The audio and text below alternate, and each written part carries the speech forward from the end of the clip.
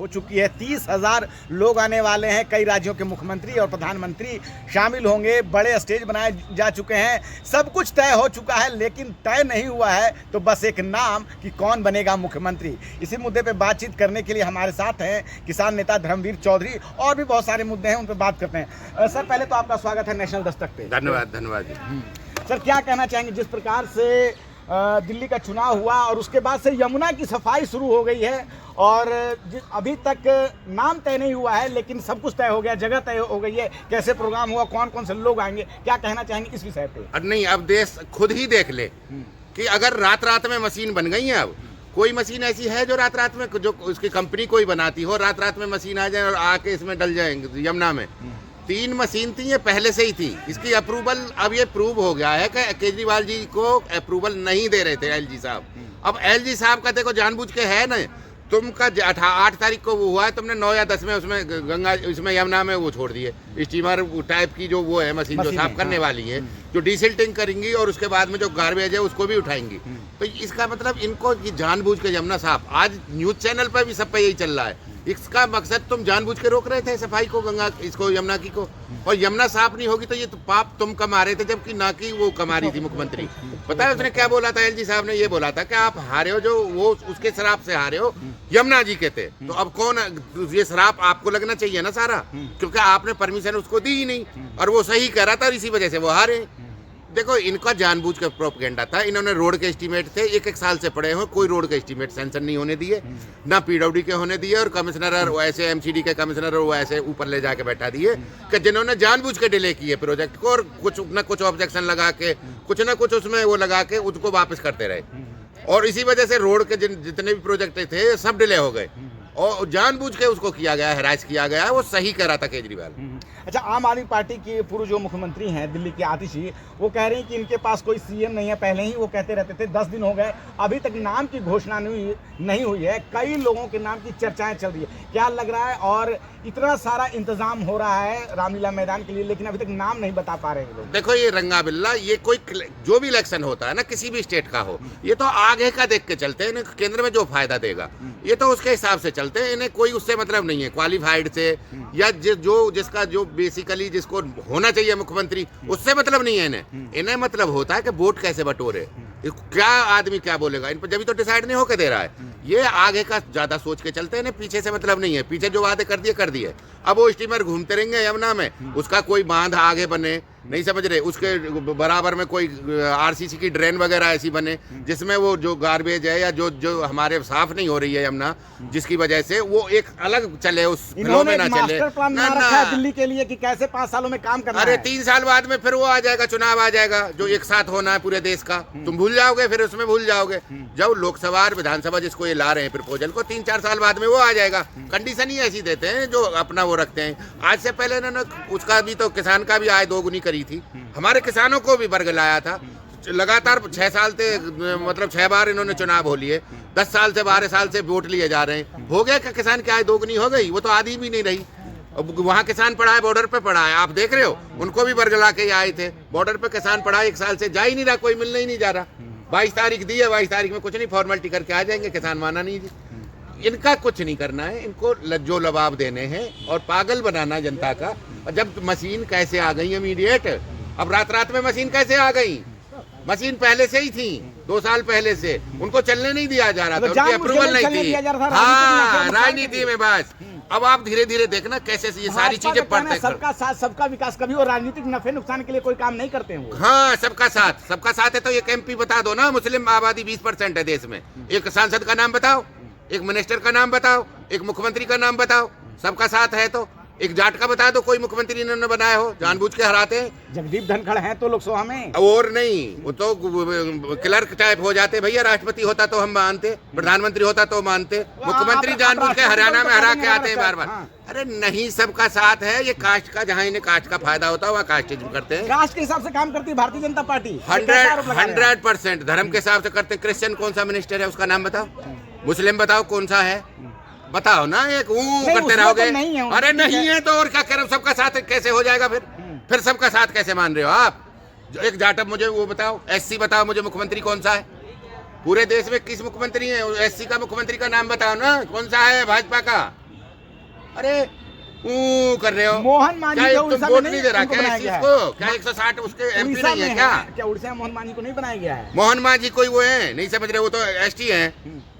वो एसटी नहीं है, कौन से मोहन मांझी? उड़ीसा वाले उड़ीसा में सीएम है। एसटी है, एसटी का ही दर्जा मांझी का। जीतन राम मांझी कौन है? लेकिन सरकार तो यही ST कह रही का है कि दर्जा है। हमारा जो काम है, SC बताओ मुझे। सबका साथ, सबका विकास, सबका प्रयास। मुझे माइनॉरिटी का बताओ, मुझे सिख बताओ, कौन सा इनका मुख्यमंत्री बना है, कौन सा इन्होंने प्रधानमंत्री सिख बनाया, उसका नाम बताओ आज की डेट में। मतलब इनका खाने के बाद कुछ और है, दिखाने कुछ और है। खाओ तो भाई, ये सब इसी को तो हम कह रहे हैं। जिस दिन जनता समझ जाएगी तभी तो खुलेगा। सिख नहीं, मुस्लिम नहीं, ईसाई नहीं, तुम भैया क्या कर रहे हो? फॉर्मेलिटी के लिए बाबू बना के ऑफिस में बैठा दो कोई किसी को भी। तो ये है जी, ये राज्य मंत्री है, फलाना मंत्री, उस पर कोई अधिकार ही नहीं है बेचारे पे। कोने में एक में बैठा, एक ऑफिस लेके 4 कुर्सी डाल के, उसका फायदा क्या है? पूरा देश का बजट जो राहुल गांधी कह रहे थे ना, राहुल गांधी थोड़ा सा उसको ब्रीफ नहीं कर पाते। बस दिक्कत ये आ रही है, नहीं तो ये बजट है जो 94% बजट हाई कास्ट पे है।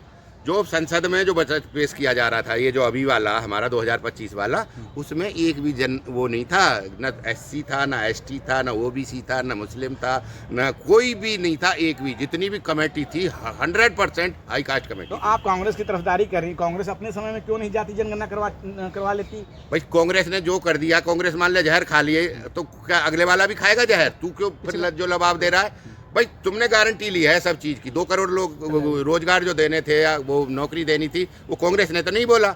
उसको पता था कोई दे ही नहीं पाएगा 2 करोड़। तुमने काला धन लाने की बोला था, आज तक आ गया वो 100 दिन का तुम्हारा वो था, वो काला धन लाने का प्रोग्राम आ गया, एक भी पैसा आया चुनाव और डबल हो गया। सब कुछ कैसे हो रहा है भैया? बार बार जनता उनको विश्वास नहीं दिखा रही है क्या? तुम्हारी तरह के सुबह से शाम तक चापलूसी करते हो, अब आप करते रहे हो। अब मैंने आपको सारे पॉइंट बता जो दिए। हालात हम उस पर बात कर रहे हैं। नहीं, चुनाव नहीं, जीत रहे हैं। आप देखो, अभी दिल्ली घुमा- जीता, घुमा- उसके पहले हरियाणा जीता, उसके पहले महाराष्ट्र घुमा फिरा के मीडिया उसका ही फेवर करता है, और मीडिया जो दिखाता है वही बिकता है। जो दिखेगा वही बिकेगा। अब ना तो उसकी कह रहा वहाँ कितने आज तक लिस्ट आ गई क्या? जो कुंभ में मरे हैं लोग, उनकी लिस्ट कहाँ है? आज तक मिल गई? आपको मिल गई? रजिस्ट्रेशन थोड़ी ना हो रहा किसी का। अरे रजिस्ट्रेशन तो नहीं हो रहा, 36 नंबर पड़े हुए हैं, वो सबको जो भी जाता है, चाहे उसका 100वां नंबर है तो उसको भी 35 नंबर दे रहे 50 हैं। करोड़ लोग नहा चुके हैं। आस्था के महापर्व पे आप जो है प्रश्न उठाएंगे? भाई साहब रो रहे हैं, सुबह 4 बजे के चलते हैं, शाम के 4 बजे तक भी रेलवे स्टेशन पे नहीं पहुंच पा रहे हो। ऐसे ही ऐसे घुमाए जा रहे हैं, ऐसे ऐसे क्यों बुलाए हैं वो नोता देके? आप पे जब इंतजाम नहीं था, 10,000 करोड़ कहाँ फेंक दिए? 10,000 करोड़ रुपए ही नहीं होते क्या? आप बताओ ना, 10,000 करोड़ रुपए नहीं होते? लेकिन योगी जी कह रहे 3 लाख करोड़ का फायदा हो गया उत्तर प्रदेश को। तो यही तो मैं कह रहा हूँ, केवल उन्हें फायदा ही कमाना था, सुविधा देनी नहीं थी। ये लालाओं की सरकार है, ये हर इवेंट पे थे, हर त्योहार पे थे, पैसे ही कमाना जानते हैं। अब पैसे ही कमा रहे हैं। और 30,000 लोग बुलाए हैं, दावत दे रहे हैं, अपना दिल्ली में खाएंगे, मौज करेंगे। इतना पूरे देश 45 कितना हमारा 78 साल हो गए देश की आज़ादी को, सगरी पार्टियों को इकट्ठा करते इतना फंड नहीं है जितना अकेले बीजेपी पे है।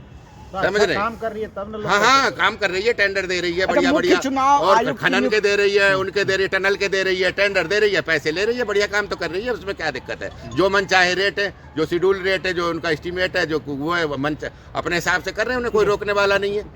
जब रोकने वाला कोई है ही नहीं सामने, तो अपनी मर्जी से ही करते हैं। वो तो गुजरात मॉडल है, गुजरात मॉडल यही है, अमीर आदमियों को दे दो, छोटे आदमी पर टैक्स लगा दो, मरेगा ही आदमी एंड में आके। तुम जगते हो, सुबह जगते जगते 56 टैक्स दे चुके होते हो सब तक।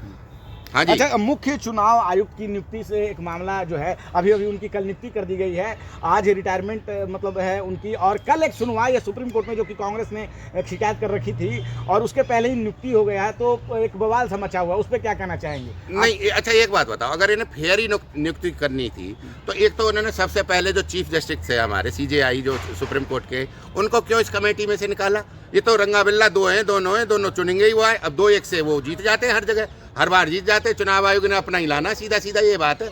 जो वो कहेंगे तो उन्होंने करना है वही है। जब 2-1 से क्यों किया? CJI का जो इसमें तीसरा नंबर था, और आज तक हम पढ़ते आए छोटे से थे, ये 3 थे। 3 चुनाव मुख्य चुनाव आयुक्त की नियुक्ति करते थे। उसमें क्या था? प्रधानमंत्री और एक अपोजिशन लीडर और एक CJI।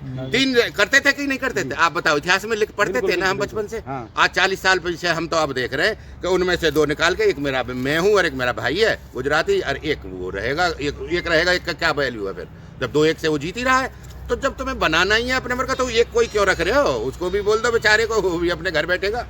तुम तो डिसाइड कर लो ना, जो तुम्हें करना है वो करना, ये नहीं जो करना है वो करेंगे। क्या लगता है चुनाव आयोग देश को पूरी तरह से ढकेलना हैक कर लिया है। गया है? हर साल देश 3 देशों को छोड़ के जा रहा है भ्रष्टाचार में। आपको पता है भुखमरी में 4 देशों को छोड़ रहा है हर साल डेली, मतलब हर उस पर आता है जब रिपोर्ट आती है उसकी भ्रष्टाचार सूचकांक इंटरनेशनल की हाँ। ट्रांसपेरेंट जो ट्रांसपेरेंस एक इंटरनेशनल संस्था है, वो भारत की सभी चीज़ों पे, भुखमरी पे, इस पे बेरोजगारी पे और इस पे क्या नाम है हमारे भ्रष्टाचार पे, हंगर स्ट्राइक पे हर साल 3 से 4 देशों को कूदता जा रहा है। आज पता है भूटान से भी पीछे हैं हम भ्रष्टाचार में। हमारे यहाँ भूटान से ज़्यादा भ्रष्टाचार है, नेपाल से ज़्यादा भ्रष्टाचार है। पाकिस्तान मुझसे 3-4 देश और बचे हुए हैं, अगले साल में पाकिस्तान से ऊपर पहुँच जाएगा। आप क्या सोचते हो? समर्थक तो कह रहे हैं कि डंका बज रहा है, जिस प्रकार से अमेरिका में उनकी आवभगत होती है। अभी उनके लिए जो डोनाल्ड ट्रंप ने डायरी में लिखा था कि पीएम ग्रेट है, तो ये सब लगातार वो मीडिया दिखाता है। अब वो नहीं बताया, वो दूसरे वाला ब्रिटेन के ने हाथ भी नहीं मिलाया।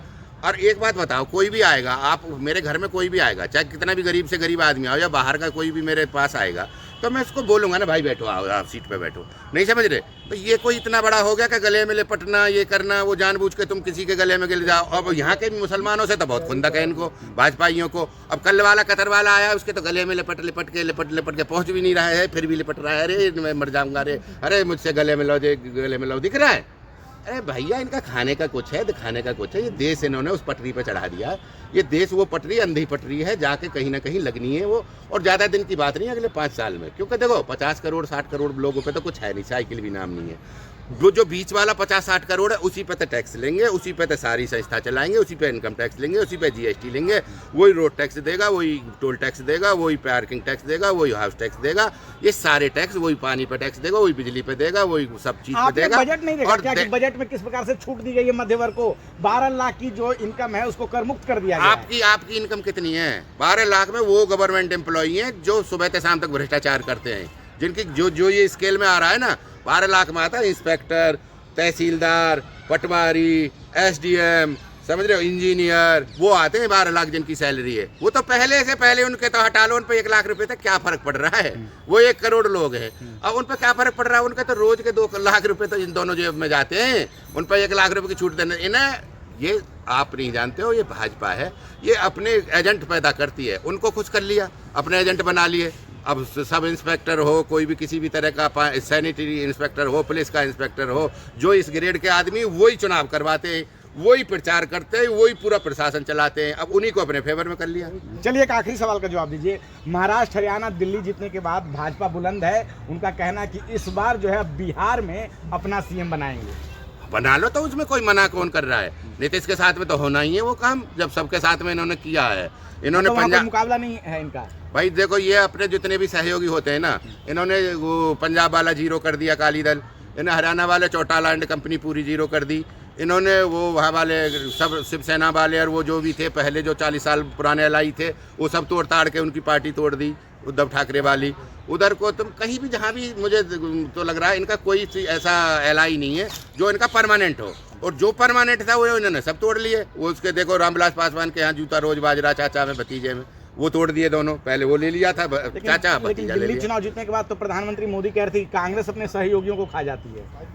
ऐसा देखो, 1 मिनट सुनो, कुछ कमी कांग्रेस में भी थी, तभी तो भाजपा आई है भाई। इसको तो राहुल गांधी भी कहते हैं, सब कहते हैं, कुछ कमी कांग्रेस में भी है, और कमी अभी तक भी नहीं सुधर रही है। जो ग्राउंड का, ग्रास रूट का जो आदमी है ना, वो इनसे मिल भी नहीं पाता है, वो उसको ये तवज्जो भी नहीं देते हैं। वही जो चापलूस हैं, वही इनकी जो तिगड़ी है ना, 3-4 जो लोग हैं, ये किसी से मिल नहीं। राहुल जी को देखो, इतना तो अब बहुत है, अब तो बहुत एज भी हो गई है। अब उन्हें खुद ही समझना चाहिए, खुद अपने आप ही अपने लोग ऐसे बनाने चाहिए कि वो खुद इनको कुछ कर सके। अब बताओ, एक बात बताओ आप, वो कल वो भी आया बेचारा, जो चप्पल जो करता है, क्या नाम है, बनाता है ना, जो वो मिल के गया है ना, चाय पी के गया है सोनिया जी के यहाँ।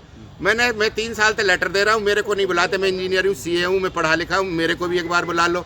अब तुम कुली से भी मिल सकते हो, तुम वर्क जो मोटरसाइकिल बना रहा है उससे भी मिल सकते हो, तुम ट्रक वाले के साथ भी जा सकते हो। क्यों भैया इंजीनियर से, सीए से क्यों नहीं मिल सकते? किसान का बेटा हूँ, एक बार मिलो ना, मेरी भी तो दुखड़ा सुनो, मैं भी तो कुछ आपको बताऊँगा। क्योंकि मैं सीए हूँ, मैं इसी में हूँ, मैं रोड बनाने में इसमें हूँ। मैं ऐसी चीज़ें हो सकता है बता जाऊँ कि मोदी के गले में ऐसी पड़ जाए कि मोदी जी, मैं यूँ कह रहा हूँ कि 0 चेक करने लग जाए फिर अपनी, किस राज्य में सरकार है। लेकिन उनको सोचना पड़ेगा। ये तो इसके माध्यम से मैं तो कह रहा हूँ कांग्रेसियों को, देखो कम से कम प्रियंका जी को और इनको, इन लोगों से, अपने वर्करों से जो बाई बर्थ कांग्रेसी हैं, उनसे मिलना जरूर चाहिए।